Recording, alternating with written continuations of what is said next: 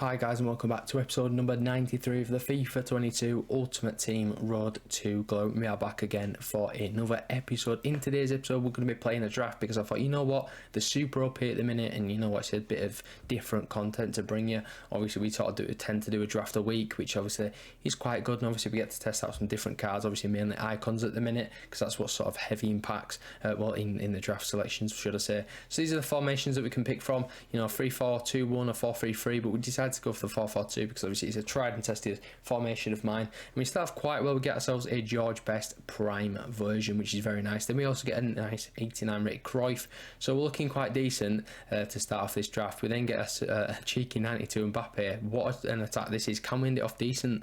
We're going to pick ourselves a Diaz, who again looks quite decent. I know he's not worth much, but the card looks very, very good and could be decent for this draft. Then we get ourselves a 92 rated Kante, so that will help for Mbappe chemistry. We can just push them two over to the right hand side to get them full chem, like we're going to do here, and then Sol's obviously going to give Kante full chem as well. So the draft is looking quite decent so far. If we can just get sort of like a decent meta defence, we'll be absolutely laughing. We're going to pick ourselves a 89 Marquinhos here because obviously we've got the link from a Tau. If we can get like a Kimi and like Donnarumma or something, get him on full chem, that'd be fantastic. But then obviously I had a choice of a couple of centre backs, so I probably you know, I was a little bit annoyed that I didn't pick, like, you know, Joe Gomez that could have linked to that Robertson there, but you know, it swings and roundabouts. And then the goalkeeper is going to be 84 rated Alban Lafont in form, because obviously you need the link to Marquinhos. So what can we get from the bench then? Obviously the goalkeeper wasn't great there, but hopefully we can get some more decent players. Tuanzebe is the next player to come out. He will go slot in at centre back on 7 I'm not too bothered about that. But then we do get a cheeky icon pick. We could have gone Fernando Hierro, Bobby Moore or Cannavaro. I chose Cannavaro just for the pace, to be honest with you. He's a little bit smaller, and obviously we've got a taller centre back in Marquinhos next to him, so that should work quite well. Next couple of picks then, what can we get? John McGinn's coming out, so obviously we're getting a couple of non-rares. We then get a couple of icons. We get a cheeky R9, a prime R9 to try. That is brilliant for the road to go. I'd love to just, you know, pack him at some point, but obviously it's not really going to happen. But it'd be decent to try him in this draft though. Also get a Luis Figo as well, so that'll help for chemistry, and this is looking quite nice, I can't lie. Then, you know, we had a couple of interesting picks. Then we get a couple of icon picks. Could have picked maybe like a Delaney or an Embarra, just something different, but I chose to go with like Zambrotta, I believe, just in case we got a different like couple of centre backs or whatever. And then moving on, what else can we get in the draft? Well, it's Muriel, and I believe this could be the final pick. We get the choice of a Van Dijk and a Mahrez, and we chose Van Dijk just because why not? But he's not going to play anyway, so that's that. But then also get David Moyes as well as manager, who will give Kante more chemistry. So moving into this draft then, let's obviously try get some wins. This is the first team that we're going to play. It's quite nice. Again, a couple of icons in there, but we start very nicely. It's going to be the Ronaldo to hit the post and George Best to scissor kick it home to make it 1-0 inside 3 minutes. We're also going to get maybe a quit in this one, who knows, but what a ball that is, by the way, from, I believe that was Cruyff. I bought Cruyff on at centre mid.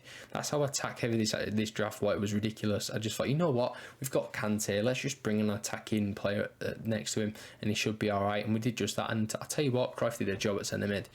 So we had 2-0, then he goes and scores with the boy Ibrahimovic. But then from kick-off, Ronaldo and Mbappe are just going to work together. He's going to push through into Mbappe, and he's going to get the goal literally straight after he scored, which is fantastic, and you'd love to see that. Then pushing on again, Marquinhos, he's going to play it to Mbappe for a 1-2 with the boy R9. We get the shot off, we get the goal. It's now 4-1 inside 20 minutes. And again, we're absolutely loving life. So next thing that we go and do is going to push the ball forward again. I'm just zipping it around. I'm absolutely loving this draft at the minute, I can't lie. It was so fast, so quick. The players were just perfect for the positions. Maybe not so much the defence, to be fair, and obviously having Cruyff at centre mid isn't the most ideal, but obviously when you want to go and attack and stuff, it's not bad. But then you get another goal with killing Mbappe to make it 6-1, which is quite nice. So obviously we're dominating this game, to be fair. But then from his kick-off, Puskas is going to play the ball to Ibrahimovic, gets the ball for a 1-2 with, I believe that's Valverde, who picks up the ball once again, takes the strike and scores. So it's now 6-2, and I'm thinking, come on mate, you're still not going to win. So then Cruyff then plays it across to Mbappe just before half-time, takes the shot, gets the goal. It's now 7-3.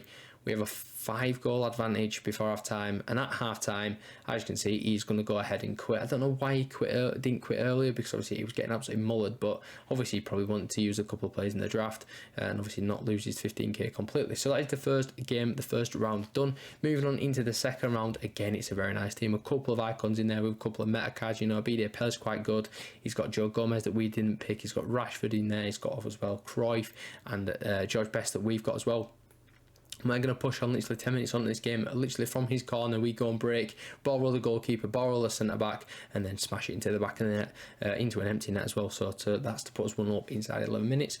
Good start from us, to be fair. But then from kick-off, he's going to pick the ball. No, he's not going to go and score. We get the ball with Kante. What can we do? Well, Kante is going to play a couple of passes to Mbappe, chipped over the top then to Ronaldo. He's going to finish it first time, and we had 2 goals up literally straight after we scored the first goal, which is brilliant. Then Mbappe with a couple of jinx turns in the box, gets himself a goal as well to put us 3-0 up inside 19 minutes. And at that time, he decided, you know what? I'm getting out of here. I'm going to quit. So we've now won 2 games in a row in quick succession, which you absolutely love to see. And we're moving on now into the third game, and this is the third game. Again, a couple of icons in there. Prime Maradona, I believe that's Prime Eusebio. He's got a Baby Eto'o, he's got Rijkaard, he's got Philip Lahm, he's got Baresi, and then he's also got, you know, Tierney, who's quite good. He's got Marquinhos that we know is good. He's also got Ben Rama in there, which is an interesting one. But we are going to be the team to go ahead 1-0 in this game. Literally under 5 minutes on the clock again already. Quick goals, you love to see it. We're then going to play a ball across into the path of R9, who's absolutely stupid on this game, by the way. It's a good block, to be fair, by the defender, but we pick it back up, and it's going to be Kante to get a goal here. 2 goals inside 14 minutes, and again, we're going to see another rage quit. So this draft is going very, very quickly, and we're now already in the final, which is ridiculous. I did kind of want to play more games with it. I can't have more time, obviously. You can't play more than 4 games, but I wanted more time with the players, even though they weren't the greatest of opponents. So this is going to be the final game of the draft then, because obviously it is the final. He's got himself a Baby Vieira, he's got again Baby Eto'o, a 90-rated one who's quite good, and Baby Pele. He's got Makaleli in centre mid as well. And this is taking it back to prime FIFA 20, FIFA 21 even, where the goalkeeper rushed out. And then obviously you got yourself onto the through ball and scored in the empty net.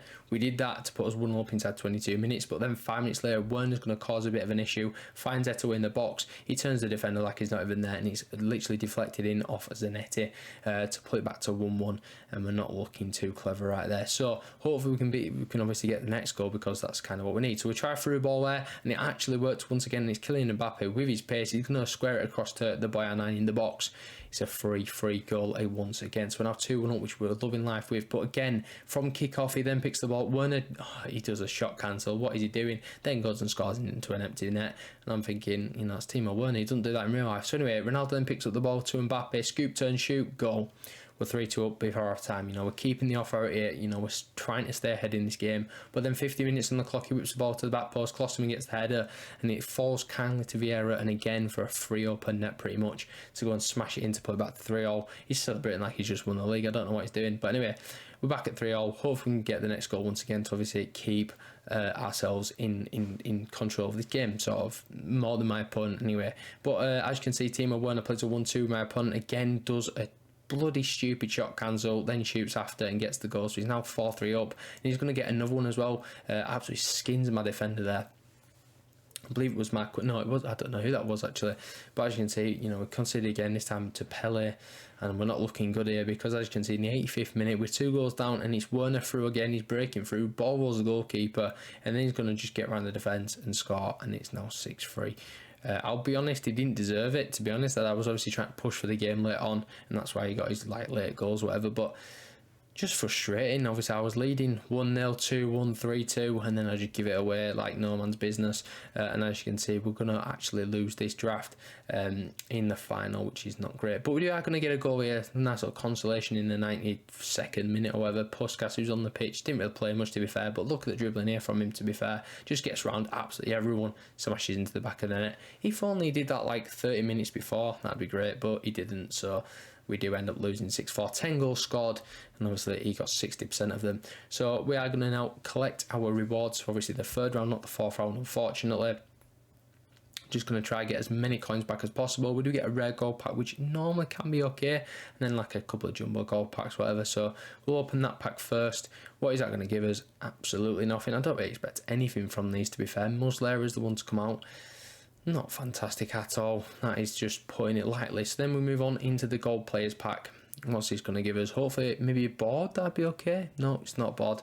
It's going to be, who is it going to be actually? It's going to be Gunter. Chris Gunter, who obviously was part of the wildcard promo, got himself on the tokens. I do actually need to clear them tokens because I need to go and get the 85 times 10 for Team of the Year. So that's that. And then moving on into the final pack, it is actually a board. It's a French board, but it's only going to be Thomas Lemar 83 rated, which again is pretty much discard price, so it's pointless me keeping him in the club. So that's going to be that, and that pretty much rounds off the end of the episode. So I'll catch you in the next episode, which will probably be next week. Obviously with Team of the Year maybe coming out, I don't know when that's coming out actually, but hopefully it is this Friday, and then we'll open a couple of packs on Monday or whatever, and then just see what happens. So yeah, I'll catch you in that video. Peace.